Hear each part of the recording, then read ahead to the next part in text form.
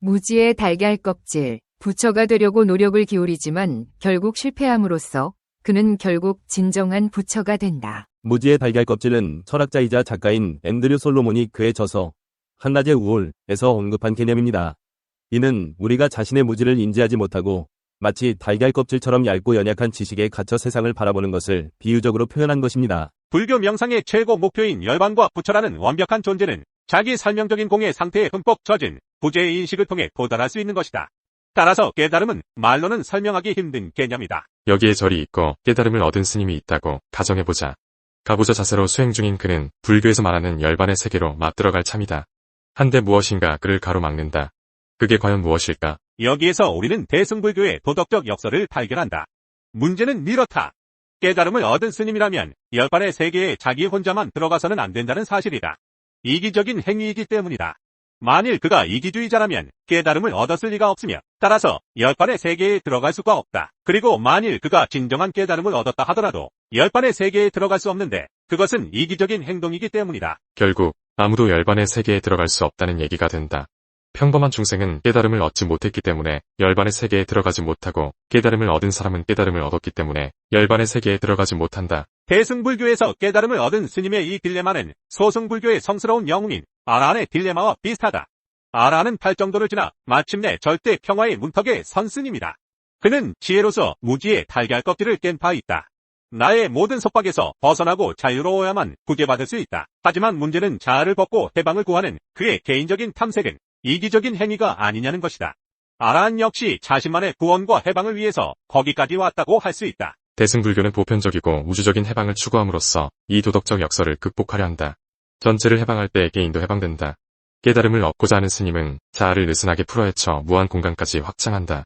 모든 사람을 구제하기 전에는 단 한 사람도 구제할 수 없다. 하지만 이 모색 역시 무로 수렴한다. 깨달음을 얻은 스님은 선행을 베푸는 게 아니라 시범을 보임으로써 인류를 구제하려고 노력한다. 그는 내면을 중시하는 엄격한 수도자다. 일반인들은 언제나 몹시 바쁘고 정신없지만 그는 늘 차분하고 냉정하다. 그가 이런 모습을 보이는 건 우리로 하여금 이 미친 세상에서 벗어나게 가르치기 위해서이다. 그는 우리가 얼마나 나약한 존재인지 단지 일깨우기만 할 뿐이다. 깨달음을 얻은 스님이 할 수 있는 유일한 것은 모든 인류가 깨달음을 얻을 때까지 자신의 구제를 미루는 것이다. 이렇게 함으로써 그는 자신이 깨달음을 얻었다는 사실을 과시할 수 있다. 부처가 되려고 노력을 기울이지만 결국 실패함으로써 그는 결국 진정한 부처가 된다. 실패가 바로 성공이다. 깨달음을 얻은 스님은 평온한 모습으로 우리의 단점들을 일깨우며 우리는 감히 상상도 할 수 없는 열반의 축복을 아주 조금 맛보여준다. 우리는 동전의 양면을 보아야 한다.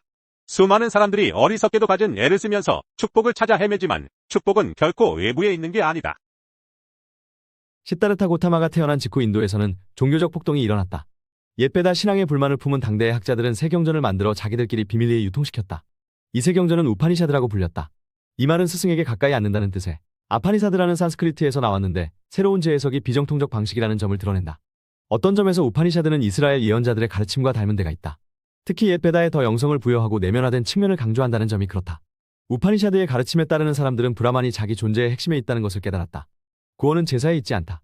절대적이고 영원한 신보다도 높은 실체는 바로 자신의 가장 깊은 내면에 있는 자아, 아트만이라는 깨달음이 중요하다. 우파니샤드에서 구원이란 죄로부터의 구원이 아니라 인간의 조건 자체로부터의 구원을 의미한다.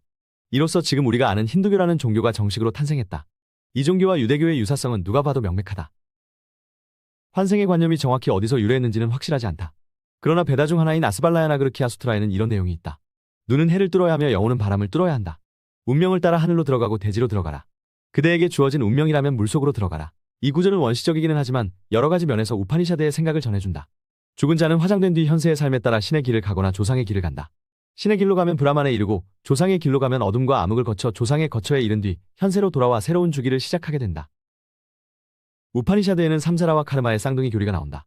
삼사라는 윤회이고 카르마는 다음 삶의 형태를 결정하는 생명의 힘이다. 이 쌍둥이 과정의 주제는 아트만, 즉 영혼 자아이다. 이 말은 숨쉰다는 뜻의 안에서 나왔는데 이는 힌두교에서도 영혼을 생명의 원리로 여겼다는 것을 말해준다. 브라만과 함께하고 모크사에 이르려면 신의 길과 구원으로 가려면 아트만은 아비디아, 즉 깊은 무지의 상태를 극복해야 한다. 그중 가장 중요한 측면은 마야, 즉 현상계를 실제로 여기고 자아를 별개의 실체로 간주하는 태도다. 여기서 힌두교와 플라톤의 사상이 중첩되는데 이 중첩은 갈수록 심해진다. 시다르타 고타마의 생애는 이스라엘의 예언자들이나 예수처럼 상세한 기록으로 전해지지 않는다. 이야기체에 전기들이 남아있지만 시기가 가장 이른 것이 기원 후 3세기다. 이 기록의 토대가 된 기원전 483년에 문헌이 전하지 않으므로 현존하는 전기가 얼마나 정확한지는 알 수 없다. 고타마는 부잣집 가문에서 살다가 29살 때인 기원전 538년에 느닷없이 아내와 아이를 떠나 깨달음을 찾아 나섰다. 그는 몰래 위층으로 올라가 잠든 아내와 아이들을 마지막으로 보고는 작별 인사도 없이 집을 나왔다고 한다. 적어도 그의 일부분은 떠난 것을 후회하지 않았다. 그는 어린 아들을 라훌라라는 별명으로 불렀는데 그 말은 족쇄라는 뜻이었다. 이것은 고타마가 삶의 굴레에 갇히는 것을 얼마나 싫어했는지 보여주는 사실이다. 하여튼 고통의 터널을 지나서 죽음의 종착역에 이르기 전에 그는 부처 깨달은 자가 되었다. 어느 날 밤 무아지경에서 우주 전체가 환호했다. 땅이 흔들리고 꽃이 하늘에서 떨어지고 향기가 바람에 실려오고 여러 하늘의 신들이 크게 기뻐했다. 그리하여 전생 금생 내생의 고통에서 풀려나 고통의 끝인 열반에 도달할 새 희망이 생겼다. 고타마는 부처, 즉 깨달은 자가 되었다. 부처는 자신에게 익숙한 신들을 믿었으나 이스라엘 예언자들처럼 궁극적 실제는 그 신들 너머에 있다고 생각했다. 힌두교에 따르면 그가 경험하고 이해하는 신들 역시 고통과 변화, 탄생과 환생의 주기에서 벗어나지 못했다. 고타마는 모든 삶이 두카, 고통이며 다르마, 즉 올바른 삶의 진리가 니르바나, 즉 궁극적 실제, 고통으로부터의 자유를 가져온다고 믿었다. 부처의 견해에 따르면 그 상태는 신들과 무관하며 오히려 신들 너머에 있었다. 니르바나의 상태는 인간이 제대로 볼 줄만 안다면 인간에게 자연스러운 것이었다. 고타마는 자신이 그 길을 발명한 게 아니라 발견했을 뿐이므로 누구나 자신의 안을 들여다보면 그렇게 될 수 있다고 주장했다. 예언자 시대의 이스라엘인들처럼 진리는 내면에 있었다. 더 구체적으로 들어가 부처는 뭔가 잘못되었음을 깨닫는 것이 첫 단계라고 보았다. 이교의 경우에는 이 깨달음이 천국과 낙원의 관념을 낳았지만 부처는 현세에서 두카, 고통으로부터 해방될 수 있다고 생각했다. 부처는 천국의 관념을 상정하지 않았으며 그런 문제는 온당치 않다고 여겼다. 그는 그런 관념을 언어로 충분히 다룰 수 있고 경험하는 것도 가능하다고 생각했다. 그러나 나중에 불교는 그리스도교와 매우 비슷한 구원의 개념을 발달시켰다. 그래서 초기 그리스도교 선교사들은 불교를 악마가 꾸며낸 가짜 신앙이라고 생각했을 정도다. 불교는 삶의 불행으로부터 벗어나기 위한 개념 그리고 말을 만들어냈다. 구세주를 뜻하는 세 가지 명칭, 아발로키테슈바라 관음보살, 타라 다라보살, 아미타바, 아미타불은 모두 같은 계보에 속했다. 그리스 사상은 대체로 합리주의로 알려진 탓에 자칫하면 위대한 사상가인 플라톤이 신비주의자였다는 사실을 잊기 쉽다. 그에게 큰 영향을 준 소크라테스는 전통 종교의 낡은 신화와 축제에 의문을 제기했으며 피타고라스는 영혼에 관한 생각을 정립하고 이집트와 페르시아를 거쳐 인도 사상을 흡수했다. 여복의 부처를 찾는가? 여복의 친구? 산에 오르면 절이 있고 절에 가면 부처가 있다고 생각하는가? 절에 가면 인간이 만든 불상만 자네를 내려보고 있지 않던가? 부처는 절에 없다네. 부처는 세상에 내려가야만 천지에 널려 있다네. 내 주위 가난한 이웃이 부처고 병들어 누워있는 자가 부처라네. 그 많은 부처를 보지도 못하고 어찌 사람이 만든 불상에만 허리가 아프도록 절만 하는가? 천당과 지옥은 죽어서 가는 곳이라고 생각하는가? 살아있는 지금이 천당이고 지옥이라네. 내 마음이 천당이고 지옥이라네.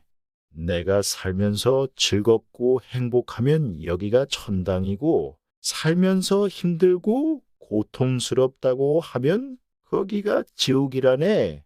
자네 마음이 부처고 자네가 관세음 보살이라네.